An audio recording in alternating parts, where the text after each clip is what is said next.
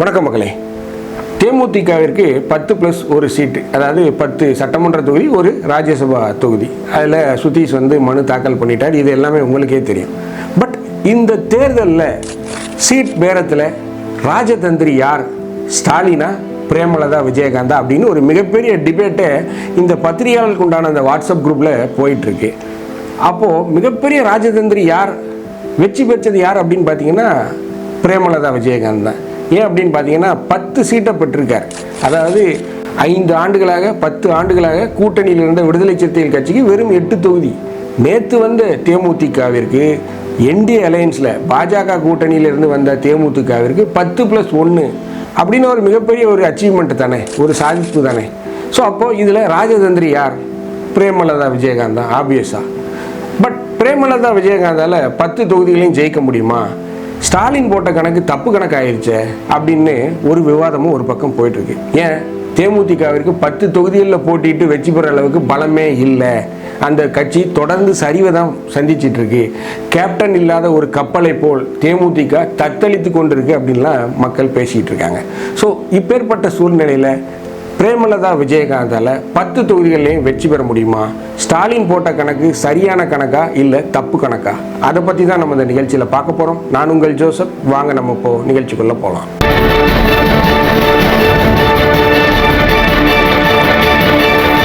சமீபத்தில் விடுதலை சிறுத்தைகள் கட்சியுடைய ஒரு முக்கிய 2ஆம் கட்ட தலைவர்கிட்ட தொலைபேசியில் பேசிக்கிட்டு இருந்தேன். அப்போது அவர் சொல்லக்கூடிய ஒரு மிக முக்கியமான தகவல் என்ன அப்படின்னு பார்த்தீங்கன்னா, நானே அவர்கிட்ட கேட்டேன், ஏன்னா நேற்று வந்த தேமுதிகவுக்கு 10+1 கொடுத்துருக்காங்க. நீங்கள் 10 ஆண்டுகள் கூட்டணியில் இருக்கீங்க, கிட்டத்தட்ட ஏறக்குறைய 15 ஆண்டுகள் கூட்டணியில் இருக்கீங்க, கொள்கை கூட்டணின்னு வேறு சொல்கிறீங்க. திமுகவுடைய எந்த செயல்களுக்கும் எதிர்ப்பும் தெரிவிக்க மாட்டேங்கிறீங்க, அடக்கியே வாசிக்கிறீங்க. பட் ஆனால் உங்களுக்கு வெறும் 8 தொகுதி தானே கொடுத்துருக்காங்க, அது 6 ரிசர்வு 2 தனி தொகுதி தானே கொடுத்துருக்காங்க. என்ன எப்படி பார்க்குறீங்க அப்படின்னு கேட்டேன்.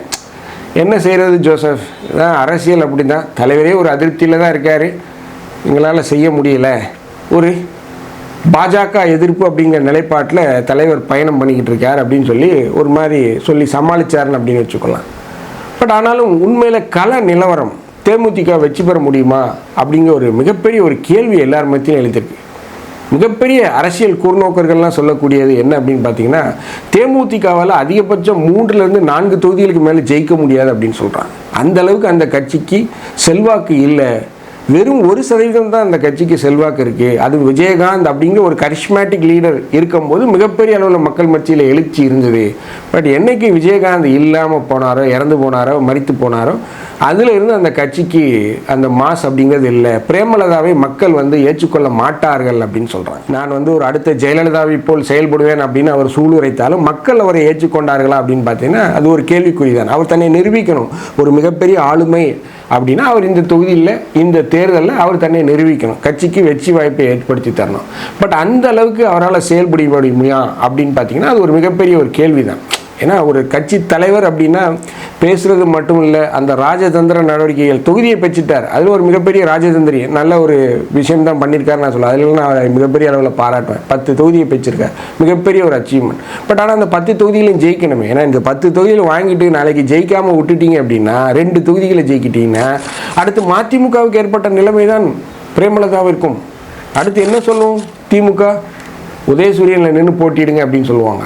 முரசு சின்னத்தில் நீங்கள் நின்று போட்டியிட முடியாது, உதயசூரியன் சின்னத்தில் நின்று போட்டிடுங்க அப்படின்னு சொல்லுவாங்க. ஸோ இப்பேற்பட்ட சூழ்நிலைகள் வரக்கூடிய காலங்களில் ஏற்படும். அதை தவிர்க்கணும் அப்படின்னா பிரேமலதா விஜயகாந்த் 10 தொகுதிகளில் போட்டியிடுற தொகுதியில் குறைந்தது 8 தொகுதியிலேயே அவங்க ஜெயிக்கணும்.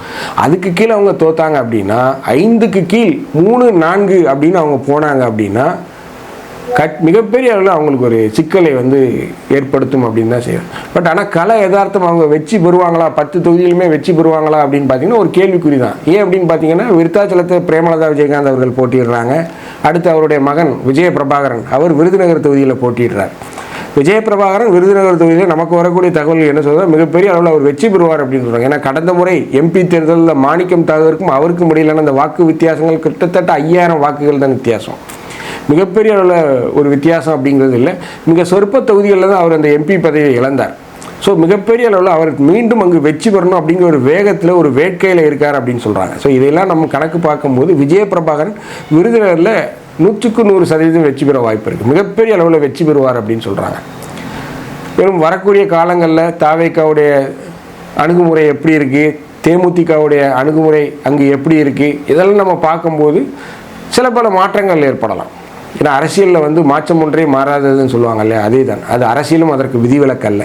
ஸோ இதையெல்லாம் நம்ம பார்க்கும்போது தேமுதிகவுக்கு ஒரு வெற்றி அப்படிங்கிறது உறுதியாகிவிட்டது. பிரேமலதா விஜயகாந்த் விருத்தாச்சலத்தில் வெற்றி பெறுவாரா அப்படின்னு பார்த்தீங்கன்னா அது ஒரு இழுபறியான சூழ்நிலையில் இருக்குது அப்படின்னு சொல்கிறாங்க. கள நிலவரங்கள் மதில் மேல் பூனை அப்படின்னு சொல்லுவாங்க இல்லையா, ஸோ அந்த அளவில் இருக்குது அப்படின்னு சொன்னாங்க. மற்ற நபர்கள் சமீபத்தில் வந்தவங்க தான் அரசியலில் மிகப்பெரிய அளவில் பரிச்சயம் இல்லாதவர்கள், மக்களுக்கு பரிச்சயப்படாதவர்கள் அப்படின்னு சொல்கிறாங்க. ஸோ இவங்கெல்லாம் எந்த அளவுக்கு தேர்தல் ஓட்டத்தில் சோபிக்க போகிறாங்க, எந்த அளவுக்கு தேர்தல் அந்த ரேஸில் ஜெயிப்பாங்களா அப்படிங்கிறது ஒரு மிகப்பெரிய கேள்வி. ஏன்னா தேர்தல் அப்படிங்கிறது அவர் சார்ந்த சமுதாயம், எதிர்கட்சியோடைய அணுகுமுறை, விட்டமின் பாவுடைய நிலைப்பாடு. விட்டமின் பா இப்போ பார்த்திங்கன்னா கடுமையாக இறக்கப்படுது. முந்தி கேஷாக கொடுத்துட்டு இருந்தாங்க, இப்போது ஆன்லைனில் கூகுள் பே, ஃபோன்பே, என்னென்ன பேலாம் இருக்கோ எல்லா பேலையும் அனுப்பிச்சி விட்றாங்க. ஸோ இப்படி அரசியல் அப்படிங்கிறது ஒரு காஸ்ட்லியான விஷயம் அப்படிங்கிற மாதிரி ஆகிப்போச்சு. ஸோ இதுக்கெல்லாம் ஈடு கொடுத்து ஓடக்கூடிய ஒரு மனிதரால் தான் வெற்றி பெற முடியும். பல்வேறு ஃபேக்டர்ஸ் இருக்குது அரசியலில். தொகுதி கிடைச்சா உடனே ஜெயிச்சிருவாங்க அப்படின்னு சொல்ல முடியாது. கல யதார்த்தம் அவர்களுக்கு சாதகமாக இருக்கணும், மக்களுடைய மனநிலை அவங்களுக்கு சாதகமாக இருக்கணும். விஜயகாந்த் இருக்கும்போது மக்களுடைய மனநிலை வேறு, விஜயகாந்த் இல்லாத தேமுதிகவை மக்கள் பார்க்குற விதமே வேறு. விஜயகாந்த் மிக கடுமையாக திமுகவை எதிர்த்தார். அதுவும் குறிப்பாக அவருடைய மண்டபம் கோயம்பேட்டில் இருக்க அவருடைய ஆண்டாளர் கல்யாண மண்டபம் இடிக்கப்படும் போது மிகப்பெரிய அளவில் திமுகவை எதிர்த்தார். அப்படி இருந்தாலும் சரி, மக்கள் பயன்பாட்டுக்கு தான் என் மண்டபத்திற்கே நான் விட்டு கொடுக்குறேன்னு சொல்லி பண்ணவர் தான் அவர். கடுமையாக திமுகவை எதிர்த்தார். கடைசி வரைக்கும் அவர் திமுக கூட்டணியில் வைக்கலை, கடைசி வரைக்கும் அவர் திமுக கிட்டே போல. பட் ஆனால் இந்த அம்மா திமுக கூட கூட்டணி வைத்தது. நிறைய பேர் கேட்கக்கூடிய கேள்வி என்னென்னா, கேப்டனுடைய ஆன்மா இவரை மன்னிக்குமா, கேப்டன் இதை பொறுத்து கொள்வாரா? தேமுதிக அப்படின்னாலே திமுகவுக்கு எதிர்ப்பு அப்படின்னு தான் நிலைப்பாடு. அந்த கட்சி திமுகவோட கூட்டணி வைத்திருக்கு அப்படிங்கிற ஒரு கேள்வி மக்கள் மத்தியில் இருக்கு. இது மக்கள் மத்தியிலையும் ஒரு நெருடலாக, ஒரு முள்ளாகத்தான் பார்க்கிறார்கள். இயற்கைக்கு மாறான கூட்டணி தேமுதிக திமுக அப்படின்னு சொல்கிறாங்க. ஸோ இதையெல்லாம் கூட்டி கழித்து பார்க்கும்போது வெற்றி பெறுமா தேமுதிக அப்படிங்கிற ஒரு கேள்வி நம்ம மத்தியில் எழுதிருக்கு. 10 தொகுதிகள்லையும் அவங்க வெற்றி பெறுவாங்களா அப்படின்னு பார்த்தீங்கன்னா அது வாய்ப்பில்லை ராஜா அப்படின்னு தான் நான் சொல்லுவேன். அண்ணன் சீமான் பாணியில் சொன்னால் அதிகபட்சமாக அவர்கள் 3-4 தொகுதிகளில் வெற்றி பெறலாம் அப்படின்னு சொல்கிறாங்க கள ரிப்போர்ட்டுகள். ஸோ அதையெல்லாம் நம்ம வைத்து பார்க்கும்போது தேமுதிக குறைந்தது ஒரு 6-7 தொகுதிகளில் வெற்றி பெற்றால் மட்டும்தான் திமுகவால் மதிக்கப்படுவார்கள். இல்லை என்றால் அடுத்த தேர்தலில் மீண்டும் அவர்கள் திமுக கூட கூட்டணி வைத்தார்கள் என்றால் மதிமுகவுக்கு இன்று என்ன நிலைமை ஏற்பட்டதோ, மக்கள் நீதி மையத்துக்கு என்ன நிலைமை ஏற்பட்டதோ அதே நிலைமை தான் தேமுதிகவுக்கு ஏற்படும். மிக கடுமையான வீழ்ச்சியை தேமுதிக சந்திக்க நேரும். சொந்த சின்னத்தில் கூட திமுக அவர்களை போட்டியிட விடாது, உதயசூரியன் சின்னத்தில் போட்டியிடுங்க அப்படிங்கிற ஒரு நிலைக்கு தேமுதிக தள்ளப்படலாம். ஸோ இதையெல்லாம் கவனத்தில் கொண்டு தேமுதிக செயல்பட்டதென்றால் மிகப்பெரிய வெற்றியை பெறுவார்கள். அதுக்கு அவங்க செய்யக்கூடிய அந்த தேர்தல் பிரச்சார யுக்திகள், தேர்தல் அறிக்கையில் அவங்க என்ன சொல்ல போகிறாங்க, அண்ணி பிரேமலதாவுடைய அந்த தேர்தல் வியூகம் எப்படி செயல்பட போகுது அப்படிங்கிறதெல்லாம் வரக்கூடிய காலங்களில் தெரியும். அவர் கேப்டன் அப்படிங்கிறது மட்டுமே பேசுகிறாரு. பட் கேப்டனுடைய சிந்தனைகளை அவர் செயல்படுத்த மறுக்கிறார். கேப்டன் என்ன பேசினாரோ அதற்கு நேர் எதிர்மாறாக இன்னைக்கு திமுகவோட கூட்டணி வைத்துட்டார் அப்படின்னு தான் பெரும்பான்மையான மக்களும் அவருடைய தொண்டர்களும், சொந்த கட்சி தொண்டர்களுமே அதைத்தான் பேசுகிறாங்க. ஸோ இதையெல்லாம் வைத்து நம்ம பார்க்கும்போது தேமுதிக 10 தொகுதிகளிலையும் வெற்றி பெறுவது அப்படிங்கிறது மிக சிரமம். அதிகபட்சமாக ஒரு 3-4 தொகுதிகளில் அவங்களுக்கு வெற்றி பெறலாம் அப்படின்னு சொல்கிறாங்க. வரக்கூடிய காலங்களில் அவங்களுடைய பிரச்சார யுக்திகள், தேர்தல் அறிக்கைகள் இதெல்லாம் போக வாய்ப்புகள் கூடலாம். அது எல்லாமே வரக்கூடிய காலங்களில் தான் தெரியும். இந்த வீடியோ உங்களுக்கு பிடிச்சிருந்துச்சுன்னா தயவுசெய்து லைக் பண்ணுங்கள், ஷேர் பண்ணுங்கள், சப்ஸ்கிரைப் பண்ணுங்கள். மறக்காமல் உங்கள் கருத்துக்களை கமெண்ட் செக்ஷனில் சொல்லுங்கள். நன்றி, வணக்கம்.